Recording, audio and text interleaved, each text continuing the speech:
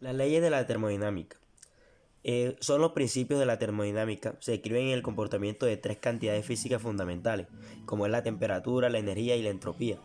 Estas se caracterizan en los sistemas termodinámicos. Eh, Matemáticamente, estos principios se describen mediante un conjunto de ecuaciones que explican el comportamiento de los sistemas termodinámicos, definido como cualquier objeto de estudio, desde un agua hirviendo en una cacerola. El origen de las leyes de la termodinámica se compone por cuatro principios de la termodinámica. Poseen orígenes distintos y en algunos fueron formulados a partir de los anteriores.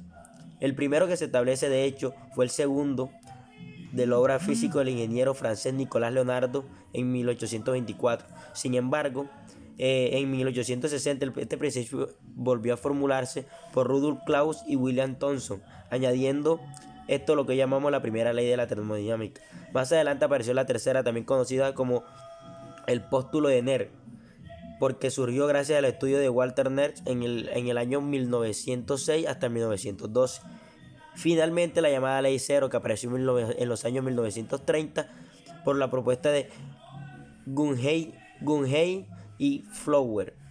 Cabe decir que no todos estos son ámbitos reconocidos como una verdadera ley, pero sí existen condiciones favorables para decir que es una determinada.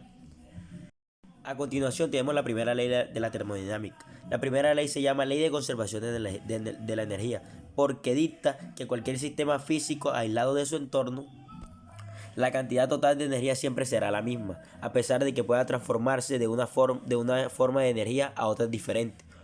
O dicho en otras palabras, la energía no puede crearse ni destruirse, solamente transformarse.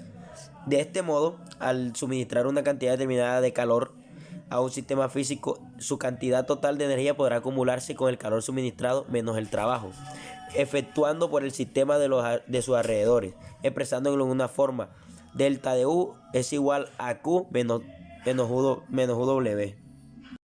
Para la segunda ley de la termodinámica, definimos la segunda ley como la entropía baja y la entropía alta. La entropía baja es aquella donde las moléculas se atraen, se conforman en un sólido bien estructurado, y la entropía alta donde las moléculas se dispersen entre el espacio. La entropía y la segunda ley de la termodinámica. El grado de aleatoriedad o el desorden del sistema se llama entropía, puesto que sabemos que cada transferencia de energía resulta la conversión de una parte de energía de forma no utilizable, como el calor en este caso, y que el calor que no se realiza del trabajo se destina para aumentar el desorden del universo. Podemos establecer una versión relevante para la biología de la segunda ley de la termodinámica. Es imposible la transferencia de calor desde un cuerpo de menor temperatura hacia otro con mayor temperatura. La entropía o grado de desorden de un sistema aislado siempre aumenta. Claro está, es posible que toda la energía absorbida por una máquina se convierta completamente en trabajo. A continuación, la tercera ley de la termodinámica. Al llegar al cero absoluto, los procesos del sistema físico se detienen. La tercera ley plantea que la entropía de un sistema se lleva a cabo al cero absoluto, será una constante definida. Dicho en otras palabras, al llegar al cero absoluto, cero una unidad de Kelvin, los procesos del sistema físico se detienen. Y segundo, al llegar cero absoluto de cero en unidades de Kelvin, la entropía posee un valor mínimo constante.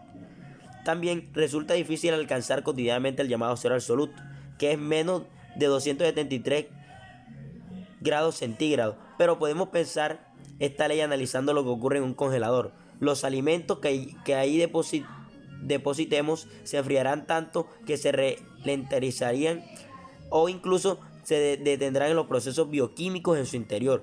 Por eso se retarda su composición y será apto para su consumo durante más tiempo. Esa es la tercera ley de la termodinámica. A continuación tenemos la ley cero de la termodinámica. Esta establece que si dos sistemas termodinámicos están cada uno en un equilibrio térmico con un tercero, entonces están en equilibrio térmicos entre sí. En consecuencia de esto, el equilibrio térmico entre sistemas es una relación transitiva. Se dice que dos sistemas están relacionados con el equilibrio térmico y están unidos por una pared permeable solo al calor y no cambian con el tiempo. Como una conveniencia del lenguaje de la termodinámica, a veces también se dice que los sistemas están en una relación de equilibrio térmico si no están conectados para poder transferir calor entre sí, pero aún no lo harían incluso si estuvieran conectados a una pared permeable solo para el calor.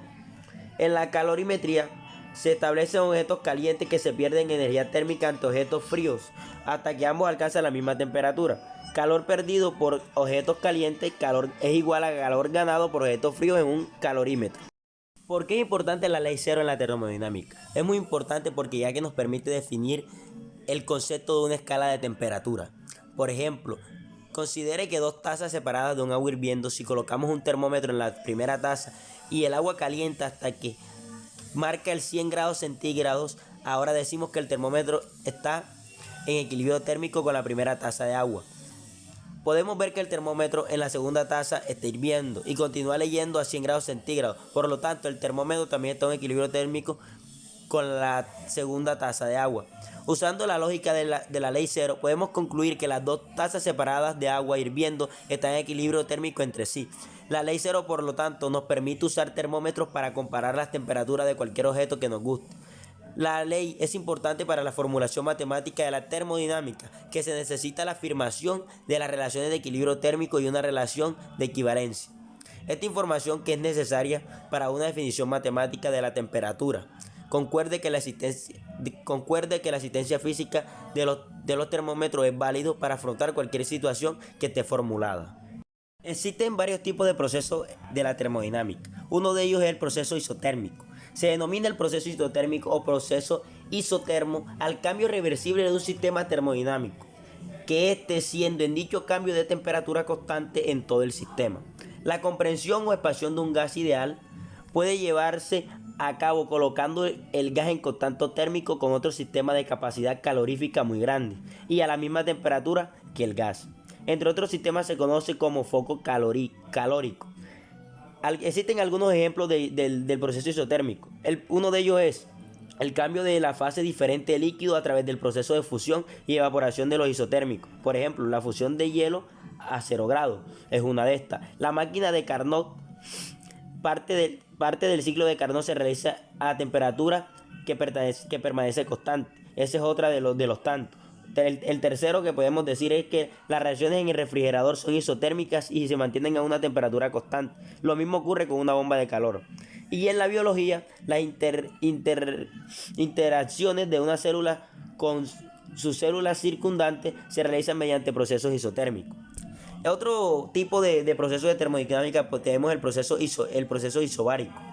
Un proceso isobárico es aquel proceso térmico en presión que se mantiene constante, delta de P es igual a 0. El calor transferido del sistema que se realiza trabajo, pero también cambia de la energía interna del sistema. En un desarrollo termodinámico en el cual la presión permanece de una forma constante, esto generalmente se obtiene a permitir que el volumen se expanda o se contraiga de tal manera que se neutralice cualquier cambio de presión que pueda causar transferencia entre el calor. En un ejemplo de isobárico podemos comprender mejor el proceso. Nos ayudará un par de ejemplos. Por ejemplo, la fase de expansión de un cilindro de un motor y la ebullición de agua en un recipiente abierto. Clarito el ejemplo. El proceso isocórico es un proceso termodinámico en el que el volumen del sistema cerrado permanece constante. B es igual a la constante. Describe el comportamiento del gas dentro del contenedor que no se puede deformar, dado que el volumen permanece constante y la transferencia del calor dentro o fuera del sistema nos hace funcionar el P delta de B. Sino que no solo cambia la energía interna, la temperatura del sistema no cambia. Un ejemplo de este proceso, tenemos que se presenta al cocer alimentos dentro de una olla express, la cual disminuye en un tiempo de cocción, puede servir como depósito para que la temperatura y la presión aumentan en el interior conforme transcurre el tiempo, manteniendo su volumen constante. En general de esto se presenta cuando un gas se calienta dentro de un recipiente con volumen fijo. Esto es la ley de la termodinámica. Muchas gracias.